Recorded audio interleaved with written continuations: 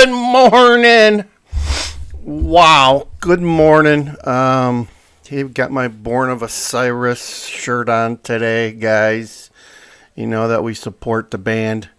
Um, so today's topic, once again, DJ Wonder Chrissy here, and we're here to talk about migrant mayhem, right? But today's topic's a little more specific. We're going to talk about some stuff that's not being taught um, in in the media.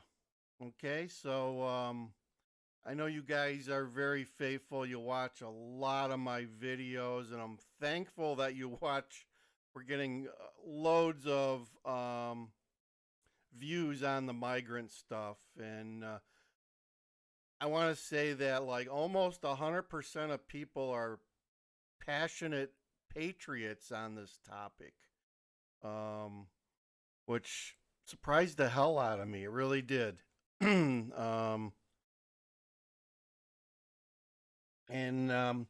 probably one of the biggest comments that we get is people talking about homeless vets and how our government is not doing enough for homeless vets.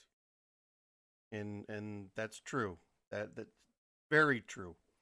And I wanna just bring something up about that. I was just watching TV show Fox News. Okay, I know some people hate Fox News, but um, one of my sources of news is Fox News, and they just had Frank Siller. If you're not familiar, Frank's brother died in 9/11. He was a firefighter who walked through the tunnel to get to ground zero when it was happening, and didn't make it out. Didn't make it out. He's created an organization that is just this year started addressing um, homeless veterans and trying to eradicate. They are going to, according to Frank, they've cracked the code. They've cracked the code. They're working on several cities right now where they're buying hotels, and what they do is they have rooms for the veterans upstairs, and then downstairs is where they have the social services that these vets need. They've figured it out. It's just not giving these people housing. You got to give them the social needs that they also have. So it's an organization that I've supported for many years. If you feel passionately about veterans and the homelessness, it's a great organization that is in the process of eradicating that. So go ahead and look them up, t2t.org. And they, the amount of money, when you donate to them, I think 95% of their funds go directly to that. They also take care of first responders. They pay off mortgages and stuff. I got a pamphlet here. I need to make my donation for next year. I mean, there's veterans, or I guess they're veterans, but there's people that have died in training exercise in the military. They take care of their family. They take care of the wounded veterans that come back from war and have missing limbs and stuff.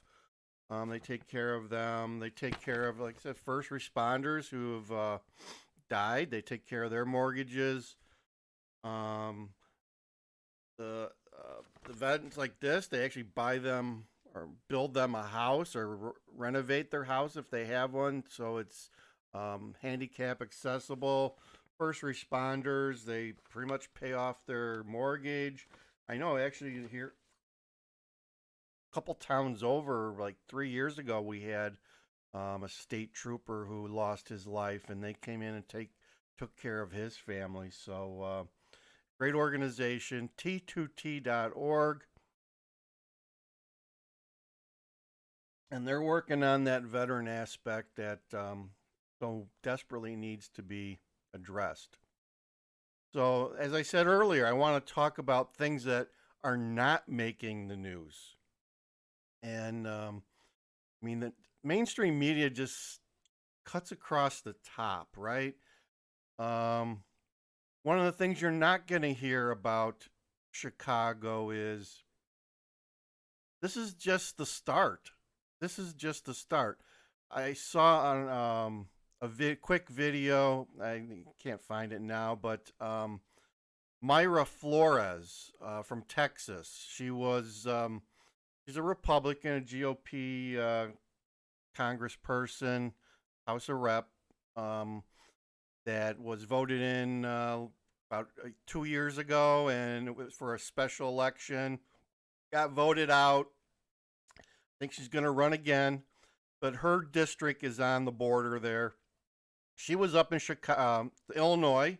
I don't know exactly where she was at, but she was in Illinois with one of the GOP people, and they did a news conference, and she guaranteed that the buses are not stopping. This is just, she says, this is just the beginning. The buses are continue to come. So she was telling our governor and Brandon Johnson that you know you better have your boxing gloves on, because the state of Texas is going to continue to send them. And I think I alluded to this in one of my videos recently that you know, maybe the weather is going to give Chicago a little reprieve, but once that cold weather's gone, can expect more to come. I mean, this is just the start. This is just the start. Now it's the buses, have curtailed a bit. I know about last week and maybe this week we got like 3 or 4 buses, which is down from the 20 to 40 we were getting in the fall on a weekly basis. But it's down now, but it's going to ramp back up. And if you're anyone who watches the media, which like I said, I watch some Fox Media, they're very good about reporting what's going on the border, and it's not slowing down. There's trains. I mean, they've been reporting the last week. There's a train that's been going all the way up Mexico and is gonna hit somewhere on the board. I think Eagles Pass. I think it's gonna end up at Eagles Pass. They got this freight train with just oodles and oodles of people riding on top of it. So it's the border is currently under assault, folks. And if you don't believe that, just reach out to some social media, some good social media, and you'll find lots of information and data that shows you that. I mean, just because it's slowed down in Chicago a little bit, it's still happening across the board. Personally, I don't know how Texas deals with this. I mean, we're talking millions of people have crossed the border in the last 3 years. Like 6 million is the estimates that I'm hearing. So how and where did all these people go, right? Where did they go, and what nefarious things do they want to do? And are they doing? So you got to ask those questions. You got to ask those questions, and it's I don't know. I don't know the answer to that, but it kind of makes me stop and think sometimes. When all these people that just flood across the border, and what does that mean for our nation long term, right? I mean, we've got a class of people that are flooding into our nation who are probably not educated. They may or may not have the skills that they need to support themselves. So if social services in across the nation are just gonna get sucked up like a vacuum cleaner. I'm expecting what's happening right now. I mean, we're Illinois. Like I said, I'm from Illinois. I live in Illinois, not by choice. I'd love to get out of this state sometime soon, folks. But we're working on that. um,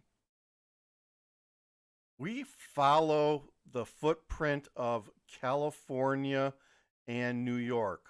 We do the same stuff, that crazy stuff that they do. Like California implemented the no bail laws. Illinois passed it beginning of the year, and we're starting to see the effects of that happen in our state as crime is starting to spike up again. For the most part, because of the no bail laws that were changed recently. So so I expect, we're following the blueprint of New York City when it comes to the migrants. So I expect that you're going to see the budgets of Illinois, the state of Illinois, and the city of Chicago to be taking a huge hit, and they're going to run out of money. I just did a video on bankruptcy. We didn't get into it too deeply, but to begin with, the state of Illinois' finances and the city of Chicago's finances are poor to begin with, and now you throw this on top of it. It's a recipe for disaster. It really is. I was just reading, or that same video with Myra Flores. It was saying how the state of Illinois has just been throwing money, and they've just been siphoning money from everywhere possible to pay for our governor. A couple weeks ago, there's a video out there that I did showing where he said he was going to devote $160 million to the crisis to get things head in the right direction as the cold weather set on. And according to this person in the Illinois government, she says that we're just taking money from everywhere possible that they have money and throwing it into this hole, trying to plug it, with the understanding that it's actually going to plug it, and it's not. It may plug it for a short period of time, but as soon as the buses start coming again, it's the dam just has so many holes in it. It's beyond repair at this point. That's what I'm telling you. Illinois' dam is beyond repair, and it's going to be leaking again sometime real soon. Just look, like I said, just look at New York City. New York City is already cutting their budgets by like 10% across the city of New York. They're defunding police now as a result of that.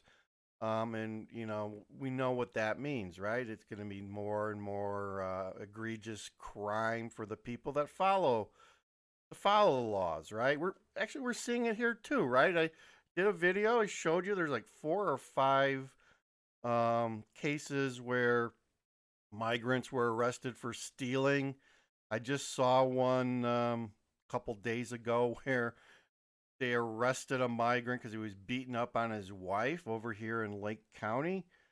It was a wife and kids, and I guess he was beaten up on the wife, so they arrested him. So more and more of that stuff is showing up in the media.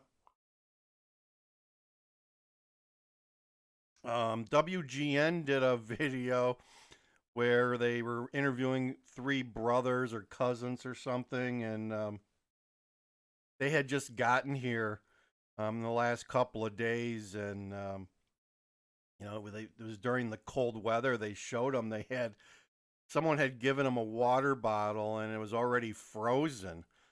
They hadn't drank it yet, and it was like freezing in the bottle, solid. So they were out on the streets living in tents. They were not prepared. They didn't have gloves. They didn't have hats. The jackets they had were not that warm. But they said that they wanted to leave. They were hoping that they could find somebody that had money so they could get a ticket out of town. Well, 2 days later, WGN does another video about how someone had come up with some money for these 3 brothers or cousins, and they just left town. They showed them getting on a bus at the Greyhound station, heading towards Georgia, where they had some family and relatives. So, yeah, think about that. I mean, there's people that have been here for a long time. Just like anything else, your body has to acclimate to the climate. I mean, take somebody from the border who's just came over the border and then plop them down in Chicago when um, there's a cold weather snap. Oh my God, that's gonna like be uh, a shake to their body beyond belief. I mean, your blood, your blood has to thicken a little bit in this cold weather, and if you go from like 70, 80 degree temperatures to right now we're like highs of 42, 43, lows of maybe 30 at night. You put them in that environment, that's almost deadly. I mean, these people don't realize hypothermia sets in pretty quick. You get wet in any way, and I mean, you get hypothermia due to wetness at much higher temperatures than you really think. I mean, it doesn't have to get to be freezing, and this 40, 42 degree weather is is not real cold, but the last couple of days we've been having some drizzle and rain. So you take like 40-degree weather, add a little bit of all day rain, and it gets cold. It gets cold. I was out this week, a couple days ago, cleaning my gutters, and I didn't have a glove on my hand. They had some water in my gutters and some leaves and stuff. It got cold. My hand was freezing, and I was only out there 5, 10 minutes on the ladder, cleaning them out. So don't underestimate the temperature here in Chicago. I mean, it's not Alaska, but come end of June, later part of June, early February, it just might be because that's when we get our real cold snap. Um, we just need for that jet stream. When you watch the weather, look for the jet stream coming down. When that jet stream comes down, we get the weather that Canada normally gets, and it comes to Chicago, and it blows across the plains, and we'll get a 2 week, 10-day stint where we're below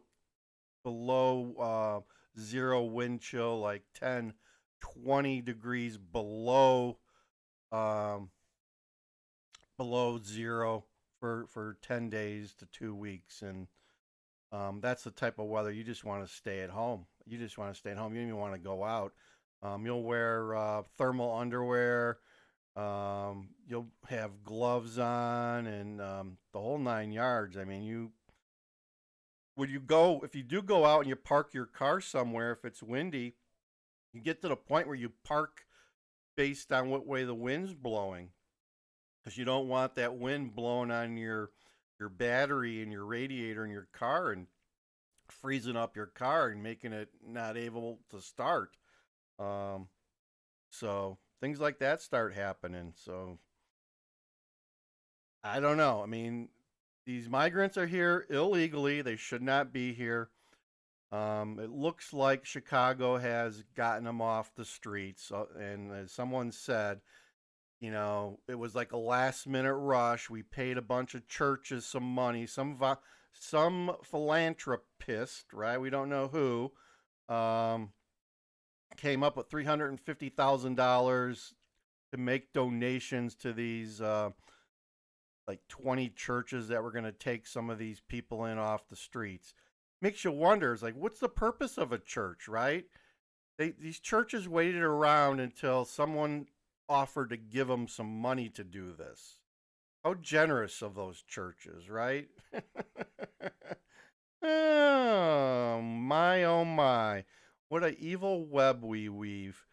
Um, I'm religious, but I've come to learn that these churches, they think about nobody else but themselves.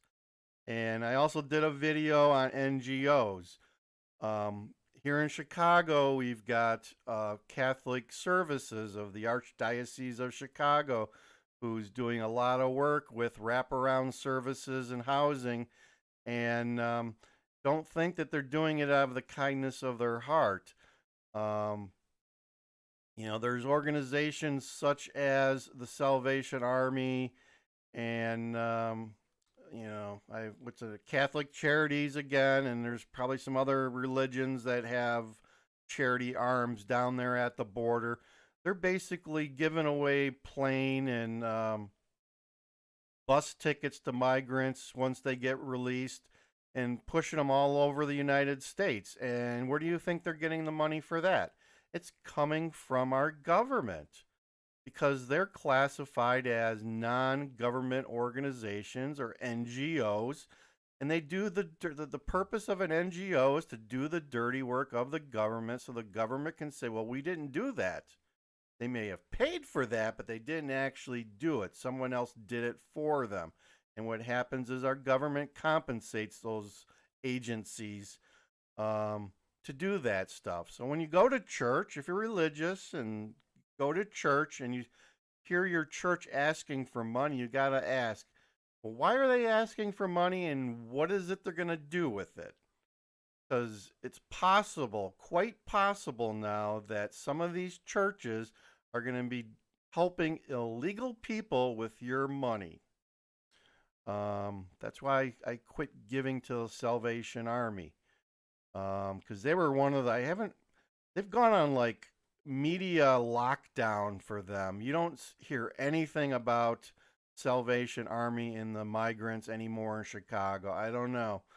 But back when they first started flowing into Chicago, they were ones that Salvation Army was one of the organizations that was heavily involved in getting these people settled and doing things for them. So I don't know if it's changed or what, but they've already broken the bridge with me, so I'm not paying any more for Salvation Army. I just got something in the mail the other day.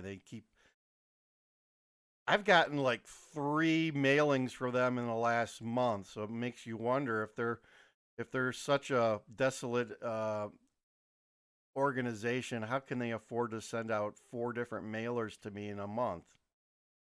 Go figure, right?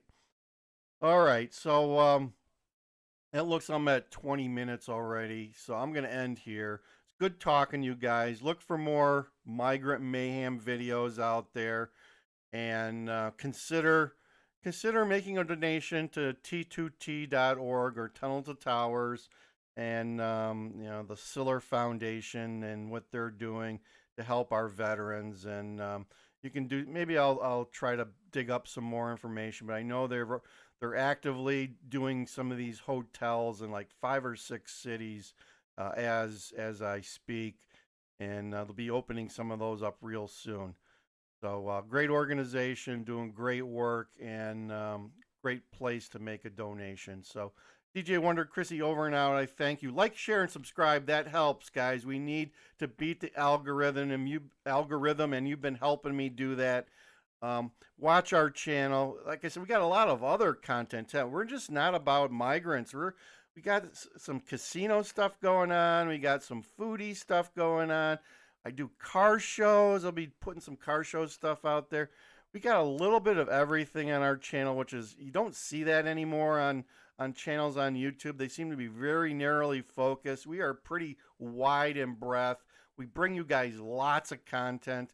There should be something out there on our channel that you can wrap yourself around. So thanks again. Have a great weekend, right? Get that Christmas shopping done. DJ Wonder Chrissy over and out.